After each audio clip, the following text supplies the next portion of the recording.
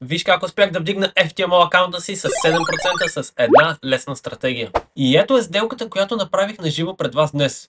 А сега ще ти кажа защо и какво точно се случи. Днес търгуваме по Лондон сесията. Търгуваме UK 100 или FTSE. Първа стъпка е да определим нашия Opening Range Breakout. За тази цел ни трябват първите 3 кендъла от 5-минутния таймфрейм. Ето това тук е нашия Opening Range Breakout или ORB.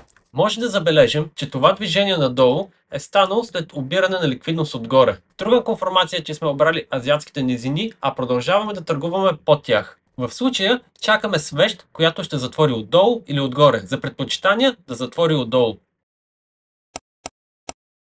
И ето е свещта, която затваря отдолу. Влизаме точно на затворената свещ. Стоп лоса ще е отгоре на орба, а take профита на 1R. Нека да видим как ще се развие.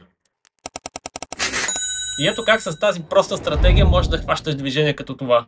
Ако имаш въпроси, долу в коментарите. Лайк, subscribe и до следващия път.